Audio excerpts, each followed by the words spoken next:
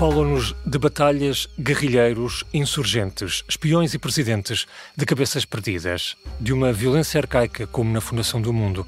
São jornalistas de paz em reportagem nas tragédias de um país partido, ainda agora, como há 50 anos, em junho de 75, gritava-se à Mora, liberdade. Como se faz jornalismo assim quando tudo treme? Como se conta a violência e se protegem os vulneráveis? Como se resgata o que é humano nos estilhaços do que é brutal? E os jornalistas estão seguros num mundo violento? A impunidade e a segurança física, financeira, digital, a proteção psicológica e emocional, o risco dos jornalistas. Eis formidáveis desafios à liberdade de imprensa e à civilidade. Aqui e em Moçambique, onde gravei estas conversas no outono passado, num rasgão social, debaixo do maior conflito político na Maputo do pós-guerra civil. Jornalistas com experiência em zonas de guerra, de catástrofe, de violência climática, do fim do mundo. Nos 50 anos da independência de Moçambique, Grita Liberdade é um podcast de ciência pública do ISCTE Media Lab em parceria com o público, para reforçarmos a democracia e saber mais sobre o jornalismo que vem. Eu sou o Carlos Picassinos e hoje converso com André Catoeira. Os jornalistas geralmente fazem essas coberturas em condições bastante precárias de segurança.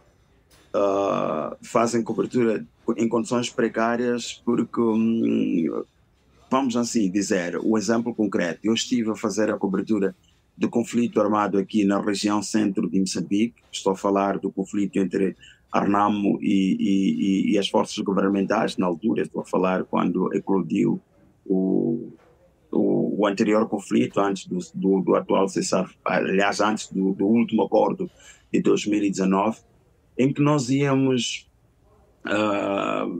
por exemplo, cobrir uma escolta de viaturas em que era iminente a qualquer altura que houvesse, que ocorresse algum ataque naquela coluna de viaturas e estava sem colete de prova de balas, sem capacete, por exemplo, que me desse algum nível de proteção sobre a cabeça. E só estava lá com uma câmera de fotografia e se calhar um bloco de nota, um telefone para fazer algum registro. E estamos a falar de um conflito, onde tem uma parte que está em luta. E nós nos colocamos numa caravana onde a Força de Defesa de Segurança está a fazer uma escolta, mas temos o outro lado, que é um lado que não podemos controlar e que a qualquer altura pode fazer disparos contra as viaturas e eu estando lá para cobrir aquela situação, mas sem nenhuma condição de segurança. Sem nenhuma condição de segurança. Também falo da mesma situação em Cabo Delgado. Nós nos colocamos, por exemplo, num distrito em que estão a ocorrer muitos ataques, mas estamos lá sem sequer um telefone via satélite que possa nos permitir algum contato de emergência quando for necessário. Estamos a usar os mesmos telemóveis, o mesmo sistema de rede, como qualquer um, sem coletes prova de balas, sem capacetes. E essas coisas todas acontecem, mas porque nós queremos recolher informação, às vezes nos sujeitamos a esta situação de insegurança toda para que possamos dar a informação ao nosso público.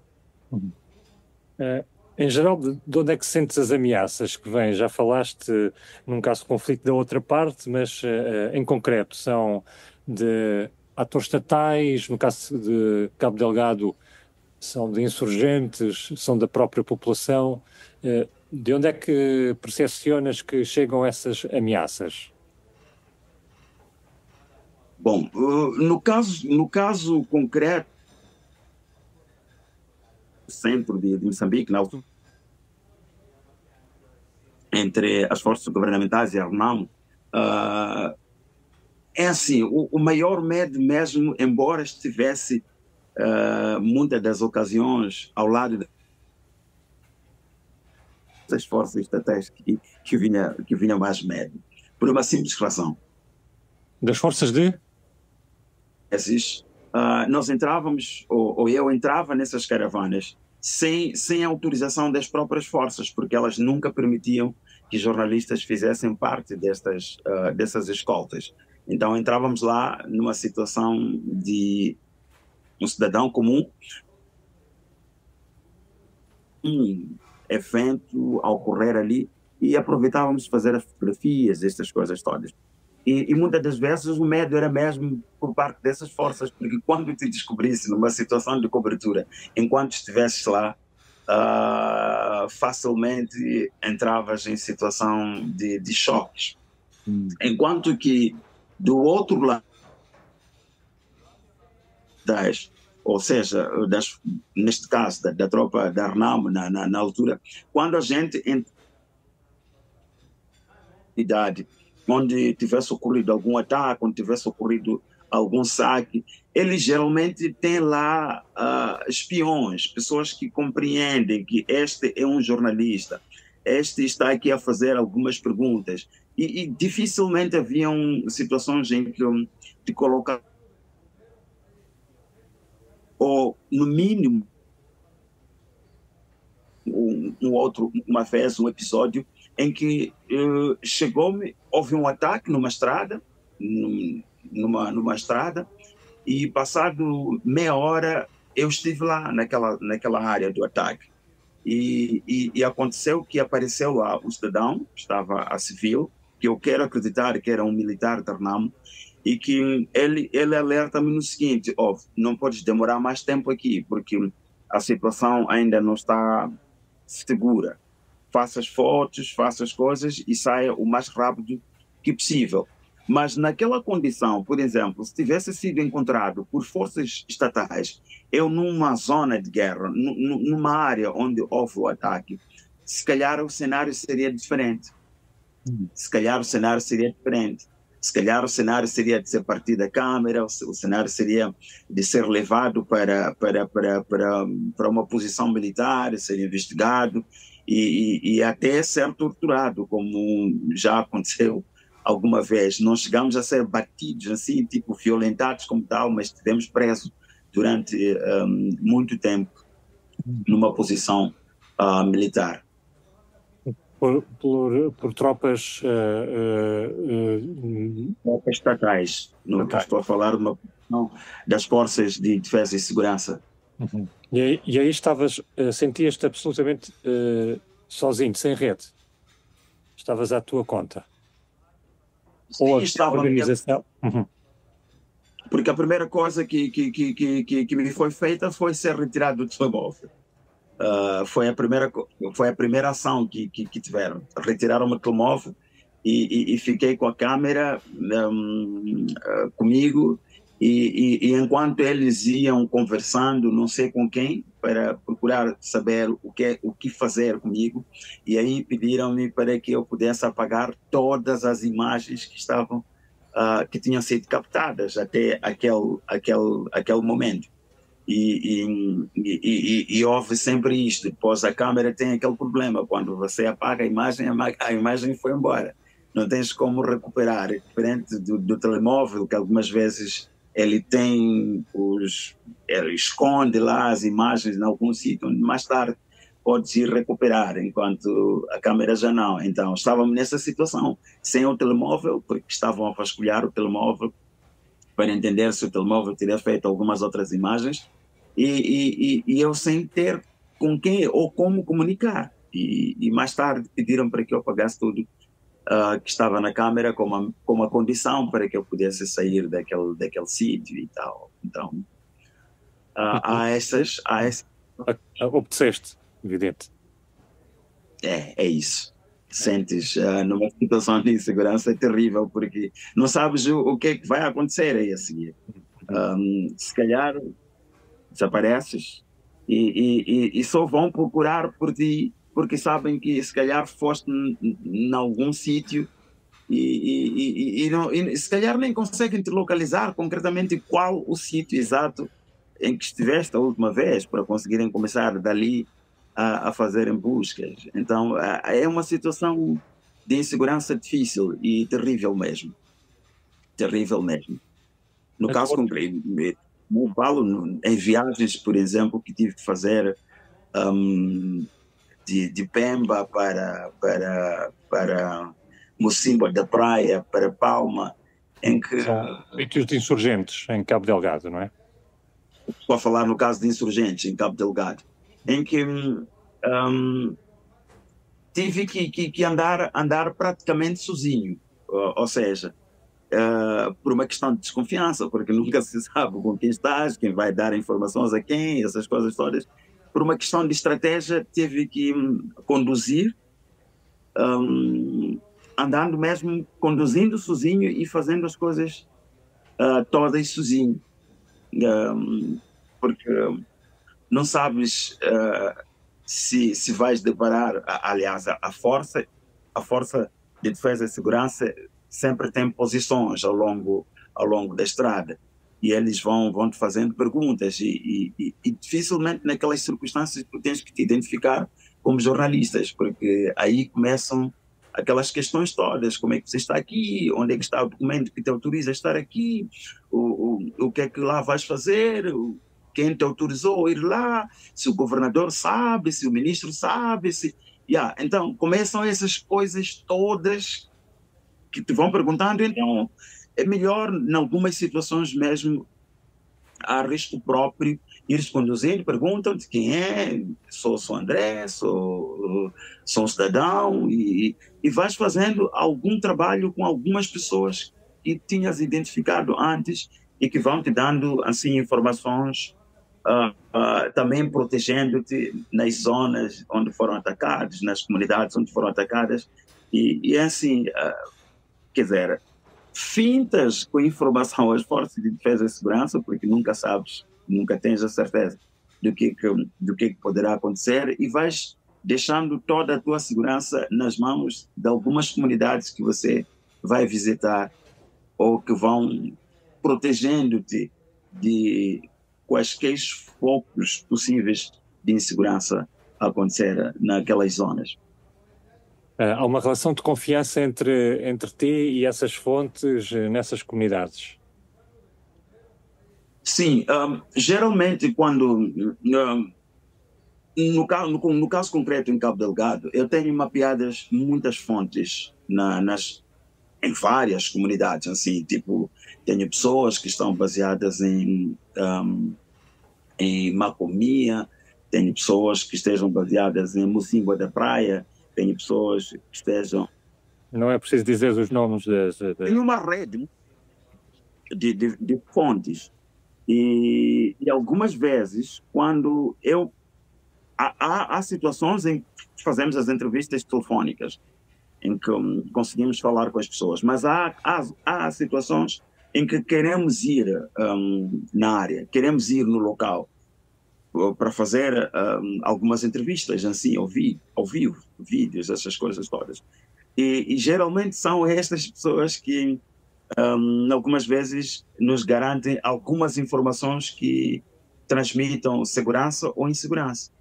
Há vezes que até tem uma zona de Palma que se chama, está-me a fugir o nome, muito próximo de Afuns, onde estivemos para fazer um trabalho com alguma comunidade lá. E aquela é uma zona, tipo uma zona protegida, onde nunca houve ataque de insurgentes naquela zona. E a zona tem um controle cerrado das forças de defesa e segurança. Então, as comunidades, no caso concreto, o que fizeram? Disseram-nos aonde íamos nos encontrar, por exemplo, num hospital, que era um lugar público, e depois dali uma criança nos conduziria até a uma casa, e naquela casa havia uma machessa, tipo um alpendre, onde estavam lá todas as pessoas a quem queríamos entrevistar. Então veja só que a própria comunidade é que montou esse esquema todo para que não chamasse a atenção de quem quer que fosse, e nós estávamos lá como se fosse população normal, com as câmeras todas em pastas, em mochilas, essas coisas todas, e fomos lá, fizemos o trabalho, e o trabalho saiu limpo e saímos desta mesma forma até regressar a Palma, sem chamar a atenção a ninguém. Ou seja, a comunidade, algumas vezes, ele faz esse papel de proteção dos jornalistas porque eles entendem que os jornalistas têm um papel importante na comunicação ou na forma como eles têm que levar a informação daquela comunidade. E por que é que confiavam em ti? Como é que te conheciam? Como é que construíste essa relação? Bom, realmente, esta relação era construída muitas das vezes em campos de reassentamento. Campos de reassentamento e noutras vezes eram construídas com base em outras relações. Por exemplo, vamos assim dizer que eu conheço, por exemplo, um jornalista que esteja na Gorongosa, que é uma pessoa muito, muito amiga. E o jornalista me apresenta uma outra pessoa que é daquela comunidade e eu passo a conversar com esta pessoa assim, de forma mais aberta, conto as minhas experiências, conto as minhas relações, claro, com algumas pessoas ou com algumas fontes com quem ela se simpatiza. Então, ele começa a criar uma espécie de empatia, quer dizer, ele começa a gostar, ele começa a criar um hábito, começa a criar aquele ambiente de segurança para comigo. Então, sim, então é isto que algumas vezes fazia com que eu conseguisse aceder, por exemplo, a lugares de difícil acesso, porque se não tivesse alguém de minha confiança lá, num lugar concreto, por exemplo, usava a ponte de quem já tinha muita confiança comigo e ele podia fazer ligação com alguém que ele conhece, que esteja naquele ponto, garantindo-lhe que eu era uma pessoa segura, eu era uma pessoa confiável, era uma pessoa fiável e que ele podia criar todas as condições para que eu pudesse estar naquela zona. Foi assim que, por exemplo, conseguimos, na altura, denunciar a situação das valas comuns. Eu penso que esse mundo... Para quem nos ouve, são valas comuns que foram encontradas na Gorongosa, que era o território da Renamo. Da Renamo, exatamente. Então, quem conseguiu dar pistas e quem conseguiu conduzir para lá foram camponeses. E quem são esses camponeses, na verdade? Foram pessoas que eu tinha conhecido antes porque estavam num centro de acomodação quando o conflito estava fervoroso. Há várias pessoas que refugiaram-se, que estavam na Vila da Gorongosa, num centro de acomodação, e que criei amizades e criei coisas, e que mais tarde, quando regressaram, que foram acontecendo aquelas outras coisas no pós-conflito, elas tiveram como me aceder através do meu próprio telemóvel. Eles tinham o meu número de telemóvel e relataram aquelas coisas. Eu perguntei para eles como conseguiria chegar até lá. Disseram as condições de segurança, disseram os riscos e assim eles fizeram. Mas a informação foi mesmo porque eles confiaram, sabiam que dando esta informação a este jornalista, ele transmitiria a coisa de forma fiel e sem manipulações da própria informação. E foi assim que consegui ter esse tipo de coisas e tal. Como é que, quando escreves, proteges as tuas fontes e também no momento da colheita da informação, tens alguma preocupação de segurança digital em relação à integridade da informação que recolhes? Sim. Sobretudo em zonas de guerra. E eu sempre tenho isto em atenção. Tenho sempre isto em atenção, porque eu sei que a qualquer altura a informação que eu tenho pode cair em mãos alheias e colocar em situação de risco as minhas próprias fontes e como eu também estar em risco. Então, o o que é que geralmente eu tenho uma estratégia quando estou nesse tipo de situações. Quando gravo as entrevistas, eu consulto primeiro a pessoa se ela está à vontade em falar direto à câmera, dependendo também do assunto que estiver a ser abordado naquelas circunstâncias. Dependendo disto, eu percebo se a pessoa quer aparecer ou quer falar no anonimato. E muitas das vezes, quando acabo de gravar, quando acabo de filmar esse tipo de coisas, eu recolho todos os cartões que tiverem aquele tipo de conteúdo e coloco eles assim, tipo, o mais protegido possível. Eu coloco na câmera outros cartões que não têm essas gravações e o que tiver essas gravações, se eu tiver internet naquele lugar, eu coloco tudo no iCloud. E se eu não tiver acesso à internet naquele lugar, eu faço a questão, por exemplo, de recolher todos os cartões e coloco em meias, embaixo do sapato, alguma coisa que em caso de acontecer alguma coisa, aqueles cartões não estejam em pastas, não estejam em locais onde é possível vasculhar e retirar.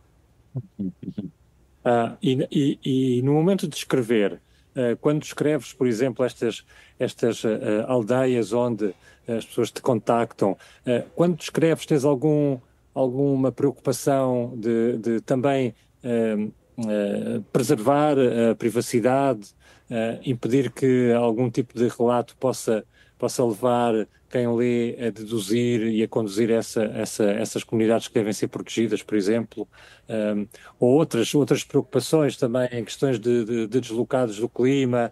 Que tipo de preocupações é que no momento de escrever tens? Bom, eu faço sempre a questão de não ser muito preciso sobre as fontes. De não ser muito precisos. Numa situação em que eu escrevo a informação precisa dada pela fonte, mas nunca, assim, tipo, entrego de bandeja quem deu a informação. Quem deu a informação. Sempre crio estratégias de garantir que esta pessoa, por exemplo, não seja identificada de forma fácil. Em algumas situações em que eu tenho que usar algum áudio, por exemplo, desta pessoa, coloco um pouquinho distorcida e tal, onde faz com que as pessoas não consigam identificar o entrevistado assim de forma fácil. E em algumas vezes opto até em não colocar o áudio da pessoa, mas usar uma citação da pessoa para não lhe colocar assim em situações de risco e que seja fácil ele ser identificado. Porque muitas das vezes, por exemplo, na mesma comunidade, pode ser a mesma fonte que venha dar muitas informações sobre aquela comunidade. Mas há comunidades em que, por exemplo, tem 4, 5, 6 pessoas de confiança em que cada uma delas vai dando de forma esporádica assim, algumas informações e muitas das vezes essas informações eu cruzo com outras pessoas da mesma aldeia para ter certeza que o que estou a receber realmente é assim, viável. Não, mas eu cuido muito de preservar as pessoas que me dão, porque eu sei que preciso de mais informações no futuro. Então não vale a pena colocar esta pessoa agora em risco porque ela deu-me uma informação boa, assim, que seja mesmo notícia, e porque naquela altura eu preciso de bombar aquilo, vamos assim dizer, entre aspas, e esqueço-me da segurança da pessoa que me deu esta informação, que me pode ser útil no futuro. Uhum. Em Cabo Delgado, com uma situação de guerra, é difícil ou... imagino que é difícil cumprir o princípio de escutar as duas partes. Em Cabo Delgado tens acesso, por exemplo, à informação dos insurgentes, tal como tens acesso à informação das forças militares, ou aos ruandeses, ou à Total, ou seja, a todos estes atores que estão no terreno? Sim, no caso concreto de Cabo Delgado, aquele cenário é um cenário mais difícil e hostil, assim que eu possa dizer, porque as partes apenas divulgam informações os quais eles têm interesses. Ou seja, as forças governamentais nunca terás um comandante, por exemplo, em alguma posição ou em algum sítio onde chegares e esticares o microfone para o comandante dizer o que é que está a acontecer aqui e o comandante dizer o que é que está a acontecer. Isto esquece, nunca. E os insurgentes, então, quase que zero. Eles nunca estão, aliás, até hoje, eu não me lembro que tenha havido algum jornalista que conseguiu entrevistar, por exemplo, um único membro sequer dos insurgentes. Com exceção naquelas situações em que a polícia pegou dois e diz que este é insurgente. Então, entrevistem ele vai dizer o que aconteceu e tem havido, por exemplo, um e outro a dizer que sim, levaram-me, aconteceu isto, aconteceu, mas nunca como tal alguém que assuma dizer que eu estou ou fui e eu fiz isto por causa disto, mas aquilo. Nunca. Não conseguimos obter esse tipo de informação e mesmo as empresas que estão a operar lá, eles só levam jornalistas em situações em que eles têm algum tipo de interesse para divulgar esse tipo de coisas assim. Então, ali estamos mesmo dependentes da comunidade. Tipo, epá, isto aconteceu aqui, aconteceu assim, mas aquilo, epá, quem atacou foi a força governamental ou quem atacou foram os insurgentes. Então, é basicamente nesta confiança que lidamos com aquele conflito em Cabo Delgado.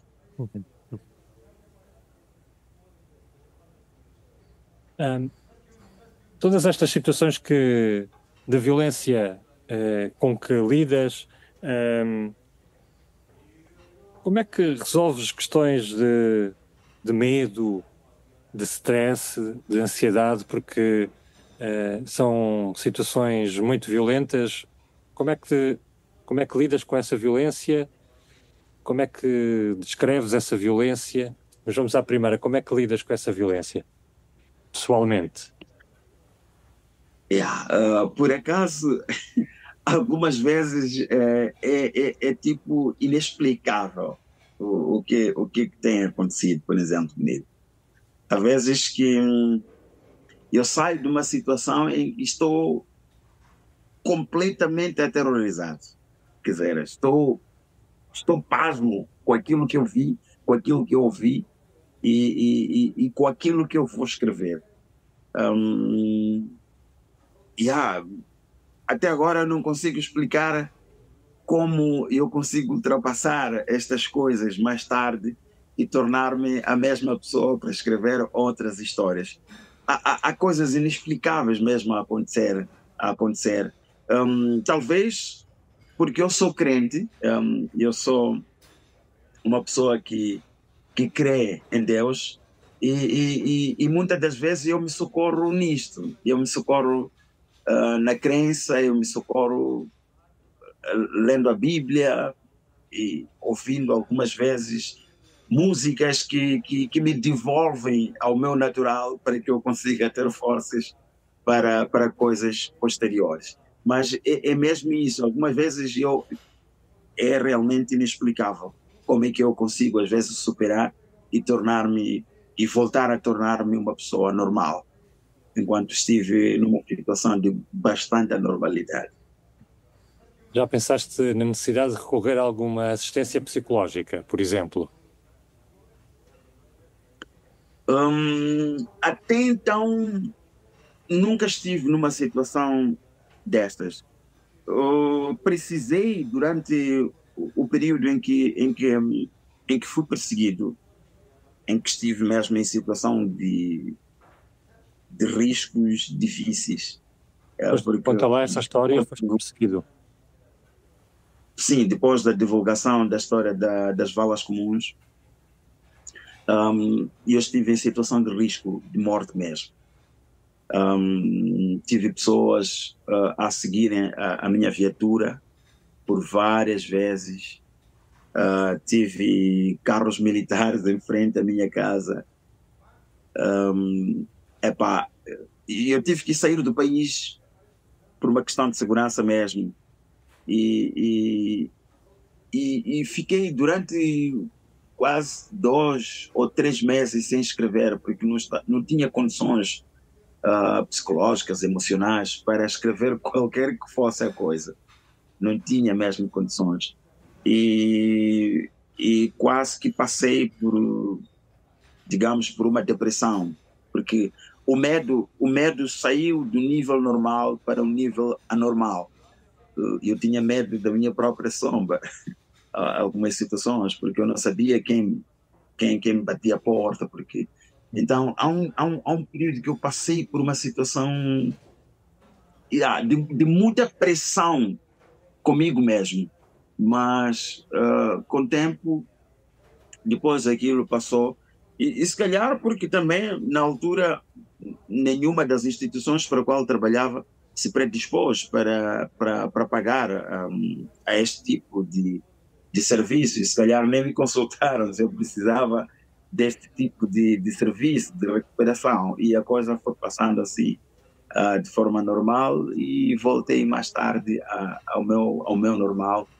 Em 2016, quando tive esta situação de ser caçado, assim vamos dizer, mais tarde fiquei a saber que existia essa linha de suporte. Aliás, na altura, eu me lembro que a Amnistia Internacional, por exemplo, entrou em contato comigo e a saber se eu precisava de um suporte deles para ficar algum tempo fora do país, essas coisas todas. Mas eu já estava fora de Moçambique quando eles entraram em contato, e preferi ficar num país. Eu fiquei no Malawi. Eles estavam a propor para que eu fosse à África do Sul, mas eu preferi ficar no Malawi porque o governo de Malawi é aquele que assim está sempre em choques com o governo moçambicano, então dificilmente eles entregariam numa situação qualquer em que eu fosse lá encontrado, coisas assim. Então há vezes que, por exemplo, essas linhas de apoio não olham para este lado, não olham para o lado das amizades entre os governos. Eles apenas levam-te para um país e eles acham que naquele país estás em segurança, mas eles se esquecem das relações que este país tem com o governo do país de onde saíste. Então podes acabar envenenado num hotel, podes acabar morto numa rua, podes acabar...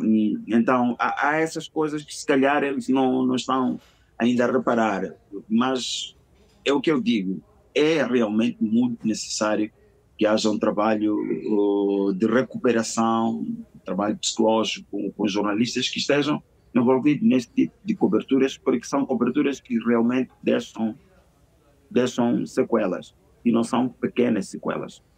Não são pequenas sequelas.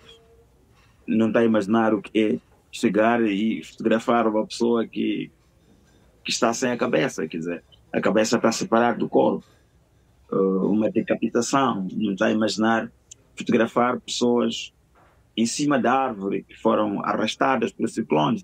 Essas imagens, mais tarde, muitas delas às vezes não são depois usadas, mas é que você esteve lá e fez essas imagens, você esteve no terreno e viu essas coisas, então é traumatizante. Você fica mesmo traumatizado, e era importante que houvesse uma linha muito mais séria para a recuperação dos jornalistas nessas condições, nessas situações. Falas destas coisas com camaradas que vivem as mesmas situações, ou não se fala? Raras vezes abordam-se essas questões. Quase, até posso arriscar dizer, quase nunca se fala essas questões. Porque eu tenho amigos jornalistas que estão em Cabo Delgado e que às vezes quando nos cruzamos em reuniões em Maputo, eu pergunto, mas como é que é? Como é que estão as coisas lá? Ele diz que, pá, nem me fales, porque nem fotografar da janela da minha casa já posso. Praticamente estou proibido. Então, há vezes que eles têm estas coisas por dentro, mas não as podem falar porque se calhar não há espaço para isto. Não há espaço para isto. Já fizeste algum tipo de autocensura justamente para te proteger a ti próprio e ao jornal onde escreves e às fontes a que recorres de eventuais represálias? Bom, num caso concreto, não me lembro, porque é assim, eu sempre tive, o meu foco é sempre dar voz às pessoas marginalizadas, às pessoas em situação em que elas por si não podem se expressar. Então, autocensura seria negar alguma verdade dessas pessoas que elas expressaram e que eu não posso transmitir essas verdades por questões de minha segurança. Há vezes que tive que colocar o peito às balas porque tinha que levar uma verdade dita por alguém para que fosse conhecida pela sociedade. Então, nunca me vi numa situação dessas, mas há vezes que eu fico com medo, de tipo, ok, eu vou dizer isto, mas eu não sei o que a seguir vai me acontecer. Não sei o que a seguir vai me acontecer. E eu acho que desenvolvi em mim mesmo um sistema de defesa próprio, porque chegou a um nível em que eu já não tenho muito medo de ameaças. Assim. Tipo, ok, eu respeito as ameaças, eu calculo o risco das ameaças, mas como elas são assim, tipo, muito frequentes, acabei montando tipo um antídoto dentro de mim para... Exatamente. Como é que te chegam? Chegam por e-mail, por telefone? Como é que te chegam essas ameaças? Não, as ameaças chegam por telefone, mensagens enviadas por números desconhecidos, assim, tipo, não ouses em sair de casa amanhã, senão não voltas vivo. Tipo, se eu te encontrar, não assumo as consequências.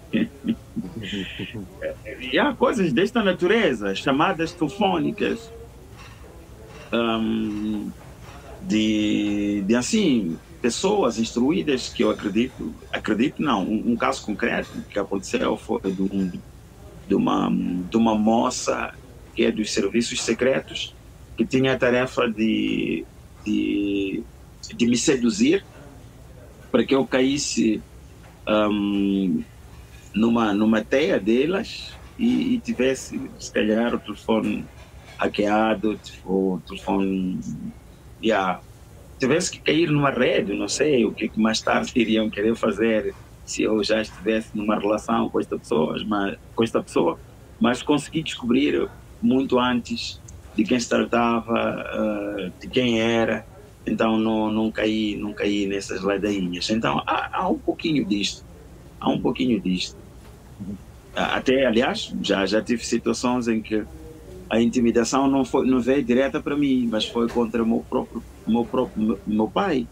E foram lá, assim, pessoas fardadas a perguntar a ele onde está teu filho, essas coisas. Tipo assim, uma ameaça direta contra o meu pai. Já imagina, quando um pai depois telefona te dizer, estavam aqui pessoas militares, assim, vestidos a roupa militar e a fazer umas perguntas muito loucas, assim, a procurarem saber se não me forçaram a dizer onde você estava, mas a forma agressiva como eles se expressavam já transmitia alguma ameaça. Então, coisas dessa natureza.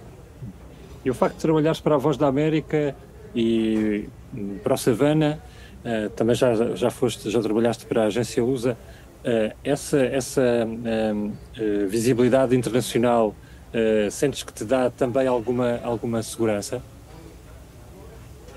Sim, sim, sim. Eu sinto que me dá alguma segurança. Eu falo isto no caso concreto. No ano passado, por exemplo, estive numa reunião, assim com outros jornalistas, e mais tarde o delegado da televisão de Moçambique veio a mim e disse assim: mas tu estás muito à vontade nesse país, pá.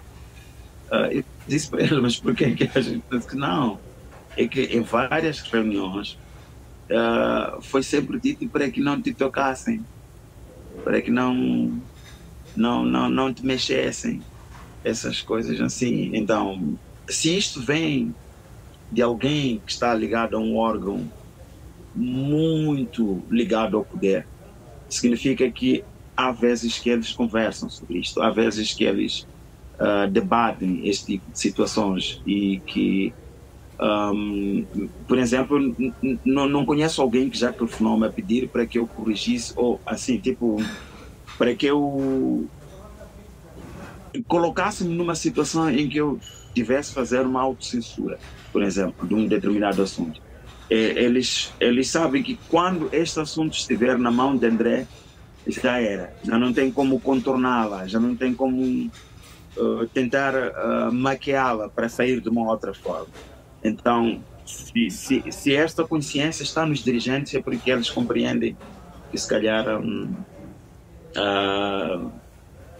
tenho esta convicção de que não dependo muito disto e daquilo, porque eu me sinto, de certa forma, protegido. Escreveres para a Voz da América ou escreveres para um órgão local de Moçambique, o que te pedem é diferente? A maneira de abordares os assuntos ou os próprios assuntos que te pedem são coisas diferentes? Não, por acaso, sim, um pouquinho diferente, sobretudo quando são questões ou são assuntos mais locais para o Savana e questões assim que venham para dar uma visibilidade internacional para assuntos da Voz na América. Mas há vezes que os assuntos de visibilidade internacional também passam para o Jornal Savana, questão de, se calhar, de noticiabilidade do próprio assunto. Uhum.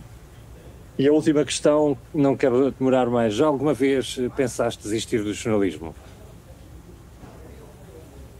Não, por acaso, não. Nunca pensei em desistir, porque é aquilo que eu disse.